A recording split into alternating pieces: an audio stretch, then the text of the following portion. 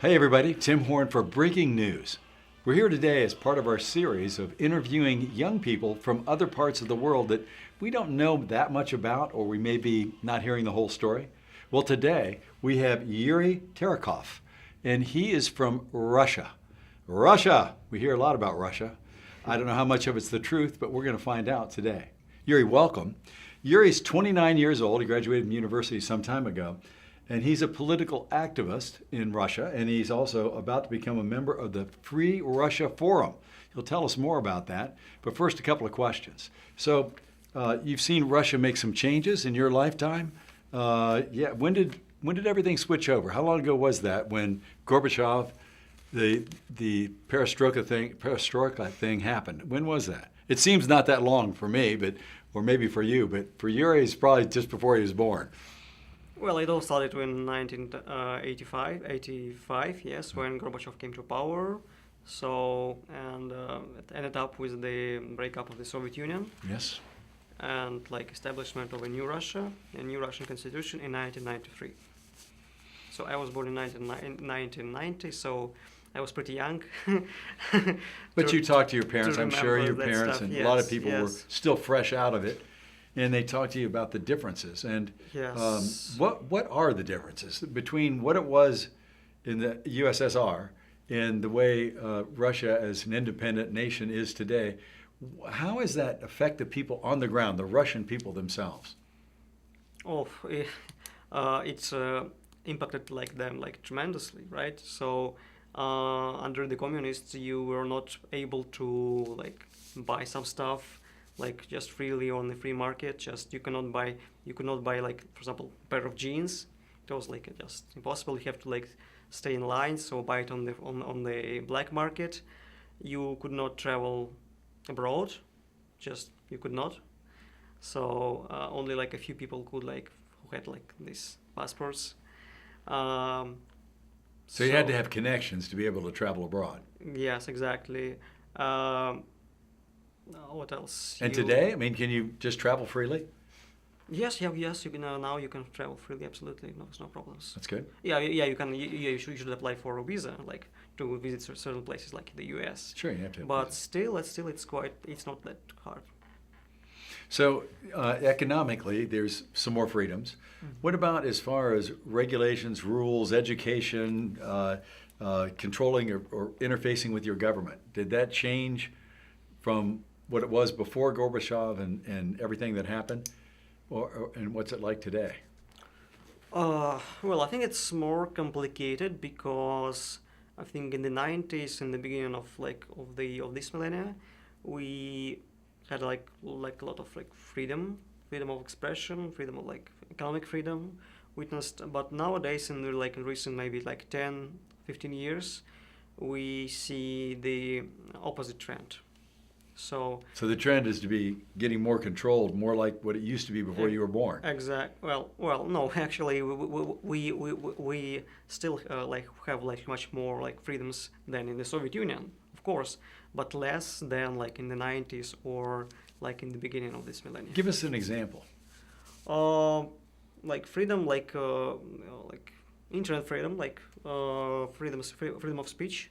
So like every year, like for like quite a few years, the government's trying to impose more and more regulations on like freedom of speech on the internet, and they are now can just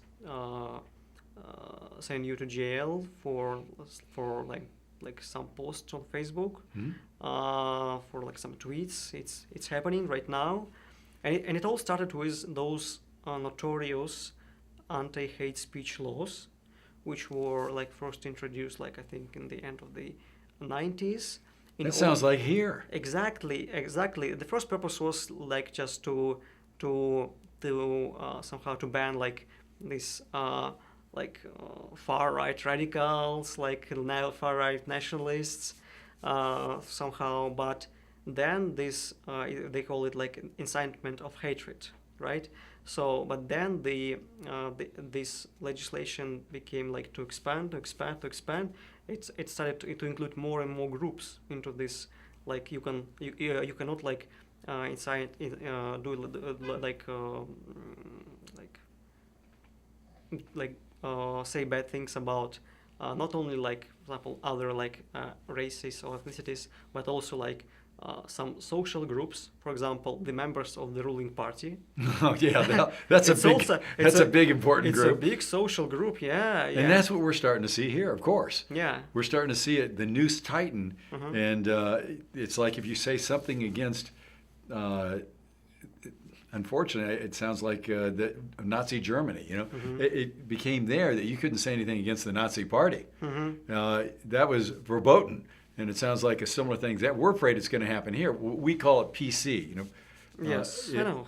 political correctness. But I yes. call it party Mhm. correctness because Mhm. it's one party that pushes it, Mhm. and if you don't agree with that party, then you're not PC, Yes, but fortunately, you have the First Amendment, which like which they hate and they want to get rid of. yes, yes. Well, in our case, like in Russia and like in other European countries, we have this anti-hate speech legislation, which tends to expand.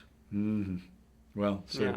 you would say beware in America because that Mhm. sort of thing tends to Mhm. expand. Mhm. Mhm. Well, I think you're right on that. Thank you. I went into to St. Petersburg myself. Right. Mhm. So I went into St. Petersburg on a cruise ship. Mhm.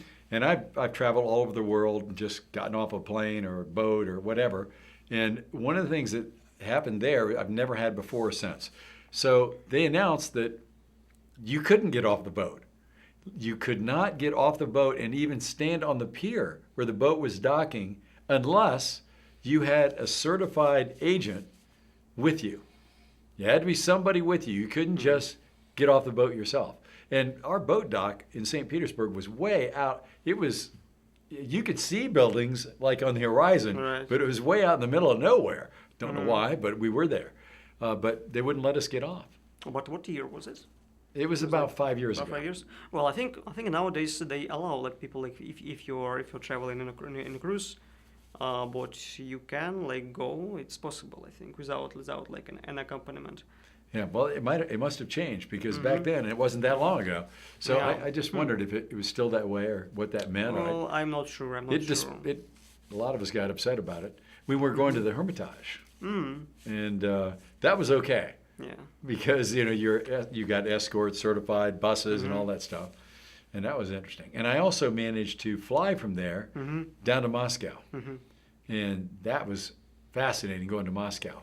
And it makes me think of something that it's going to be hard for you to relate to, but I grew up during the Cold War. So when I was your age, there was a Cold War on between our two Yeah. countries. Mhm. And what I used to think was, if the American people could just talk directly to the Russian people, Mhm.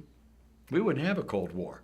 We'd probably do business together. Yes. We have a lot in common. We should enjoy that as people. And of course, that was not allowed Yeah. on either side. It took a lot to go and visit there. You had to be somebody like Bill Clinton Mhm. and very left in order to get somebody in Moscow to allow you to go visit there.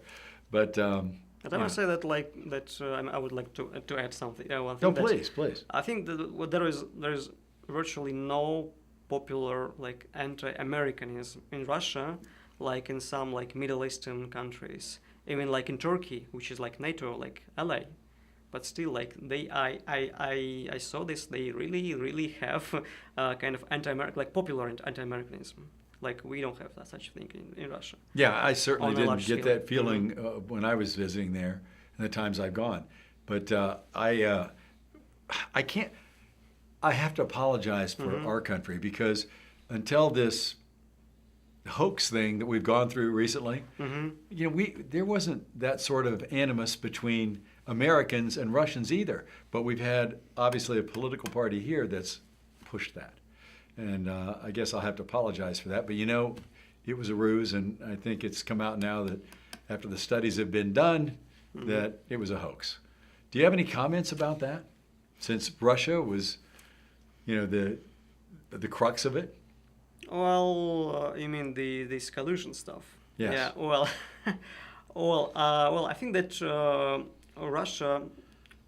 Russia really tries to interfere in like into internal like processes in different countries. As America does. First of all, like neighbors, like Ukraine, some Baltic states, some European countries, they're trying to somehow destabilize the regimes they like don't like actually. They're trying to do this, but I think they have like no power of promoting like one candidate against another in such country as the US. Yes. Probably there was some kind of attempt to also to destabilize the situation here. Probably, I think that they thought that Hillary wins, and they wanted somehow to, I would say, to make like Americans question their like belief in democracy Yeah. and constitution and Cause some chaos, which that did happen. Right, but actually, Well, unfortunately, we've got to cut it off here because our time's run out. yeah, So I really appreciate you being here today, Yuri. Thank you. You are awesome. Being able to speak one-on-one with a Russian citizen is a rare experience most Americans don't get to have. And I'm sure all of you would agree that Yuri's the kind of guy that it might surprise you that he's Russian because you just haven't had the experience of sitting down and talking to him. I hope this has been informative for you. Again, thank you, Yuri. thank you.